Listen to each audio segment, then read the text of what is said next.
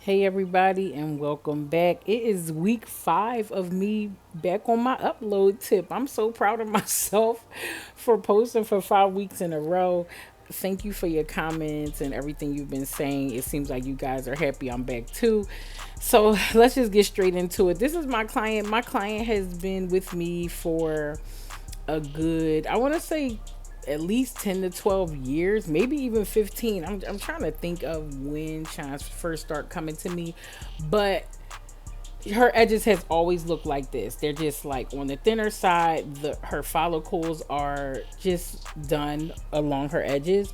So, but as you see, she takes care of her hair. She has a nice full head of hair and it's in great condition. She has not had a trim in a really long time though. So today we's like, let's just go in for more of a cut than a trim. So I'm just going to press her out. But what I want to talk to y'all today is some reasons that could be causing your edges to either thin, fall out, break off, anything like that. If you struggle with edges, these are just a handful of reasons why your edges may be falling out and what you can do to try to combat that.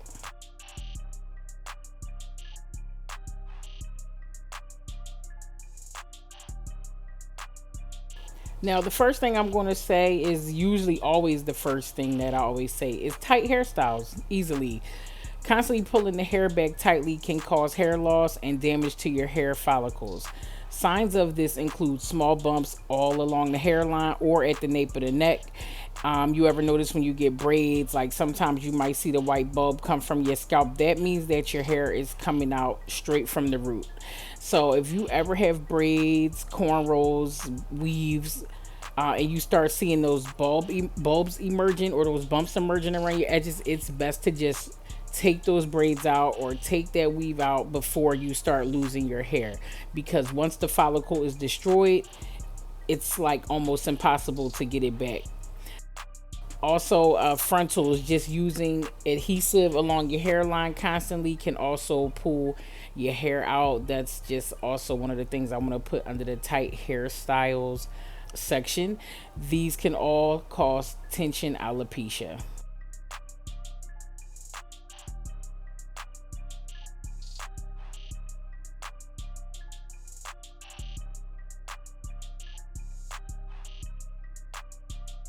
As you see, I'm using a grip comb so I don't have to use the chase method. I just have a comb attachment on my iron and it just separates her hair as I press it without crushing her ends in between the plates, and makes it better for the one pass method.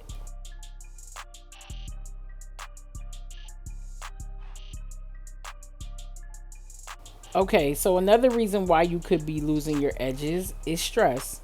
When we are stressed, the body produces hormones like cortisol and adrenaline that can shrink our hair follicles and cause hair loss.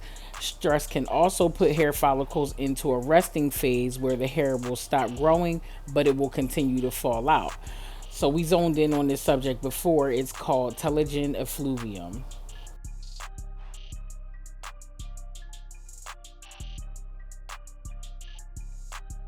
As you see, I'm parting Shine's hair into big sections, because not huge sections, but like inch and a half. Because just to keep the hair a lot fuller, when you put that one pass on the hair, you want to make sure that it's not like a super thin section of hair in between those plates, because that's just more heat concentrated on thinner sections of hair. So I do thicker sections of hair just to make it appear fuller once it's done and to just help it with that heat.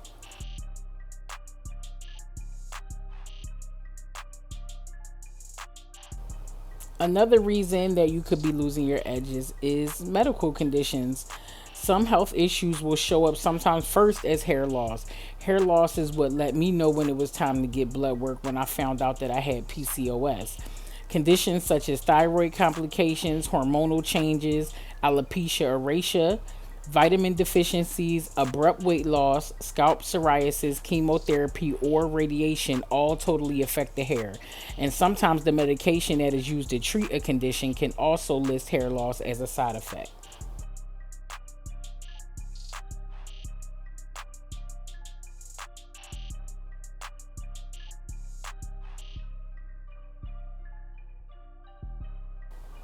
My client in my chair, she is one of my most selfless clients. I have so many clients that just became friends over the years. And back in the day when I started doing a lot of traveling for a lot of different reasons, she worked at the airline. She's like, I'll give you a buddy pass. And she just gave me a buddy pass so I could fly around for a few years, just outside, just kicking it on the flights, all because she looked out for me. And those are things you never forget as you move up on your journey, just the people who looked out for you when you needed it the most.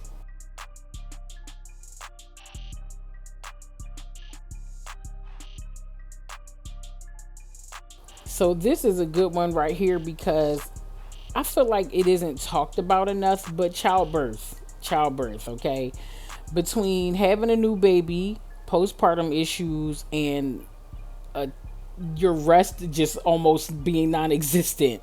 That is a full cocktail for hair loss. But the real reason women lose their edges after giving birth is because of the aggressive plummet in estrogen levels.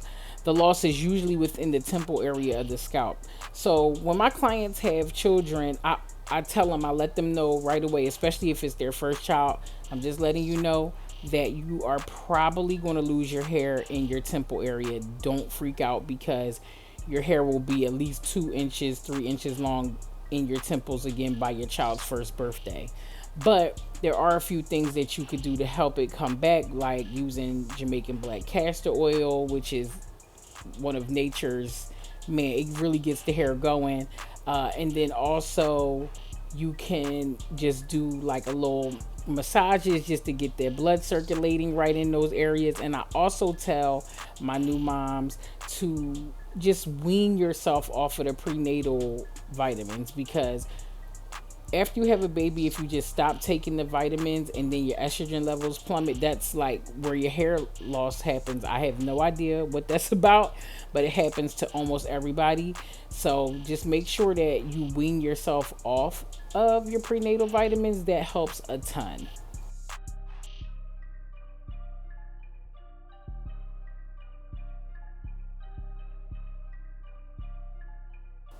There are literally so many reasons that your edges could be falling out. I have not a million out.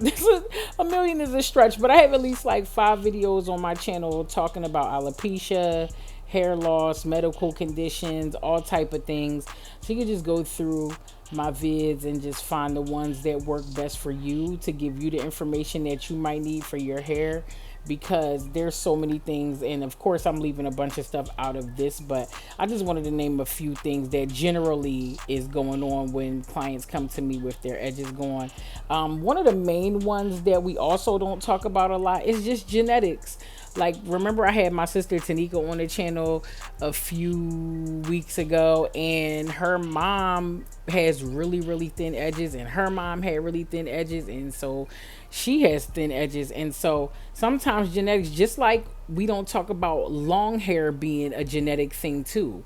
Like, yes, we all can retain length, we all can grow hair, but sometimes long hair runs in the family. You know what I'm saying? So genetics, people don't account genetics as much as I wish that they did for hair loss and hair growth, you know? So just always think about that. I'm going in and this is a haircut, clearly a few inches off, on hair. This ain't no trim because, again, y'all, people like to tussle, when they feel like you're cutting someone else's hair off too much that somebody asked for, so it's like, we don't have to be so invested in what somebody else is doing with their hair. You just watch and just learn some new information and do whatever you want to do with your hair. It's totally okay for people to cut their hair. Some people are not super attached to length, and some people are. I love when my hair is longer. I am so into long hair. It's my thing. I love growing my clients' hair. I love my hair to be long, but I also love a pixie. I don't necessarily love pixies on me. I used to wear a little pixie wig, and baby, it was cute. I didn't take it off for a real long time. So I feel like when I'm like on the weight loss side of my life and like losing a few pounds in my face, you can see the structure in my jawbone a lot better. I feel like I love how pixies look on me. So shortcuts are super fly. Y'all know I love a nasty bob. So, everybody's entitled to whatever style they want. Me, I'm an options girl, but length is really it. I don't like 30-inch bust downs, but I love when I get my hair to a point where it's just growing and I'm watching it flourish. I get proud of my hair. So I understand why people sometimes take it personal when other people cut their hair, but it's like it's not your hair, and this what does their haircut have to do with you? You know what I'm saying? That's just my TED talk for today. So I'm cutting these ends and getting it right because again, it's been a while. I think she said she hadn't had her hair cut in a year or a little bit more. But as you see, the rest of her hair is really healthy. Just because her ends are a little shabby, the rest of her hair is on point, and so we're just going to make sure that we get those bad ends off so that she can retain her length and it could grow in this blunt cut, because usually when you do a blunt cut it grows like this more. I still suggest you get a trim every 8 to 10 weeks. Me, I'm in a space now where I'm starting to trim my hair every single time I blow dry it, and I kind of do that like every 2 to 3 months, 2.5 months. I blow my hair out and I just take a really nice little dust to my ends. A dust is when you just take off the bare minimum just to keep it tight, because I want my ends to retain the length. I don't want them to continue to break. And I love seeing my hair grow long.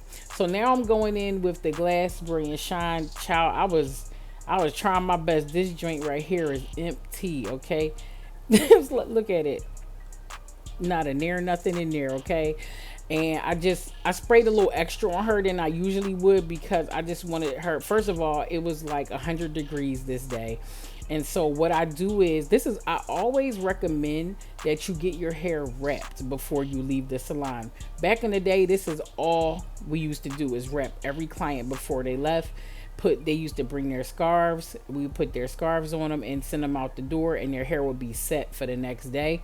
But because I only do a pop up every now and then, people are so excited they have their hair done. They like, leave it down, but not shine. She's like, go ahead, wrap my hair up. So I didn't want her hair to sweat out. So I put a little extra oil on it at the end and I wrapped it for her. And I'm just using the Sanex strips. A long time ago, we used to use the white Sanex strips, and a lot of the clients were like, I don't like the way that looks because it just almost looks like you got bandages on your head.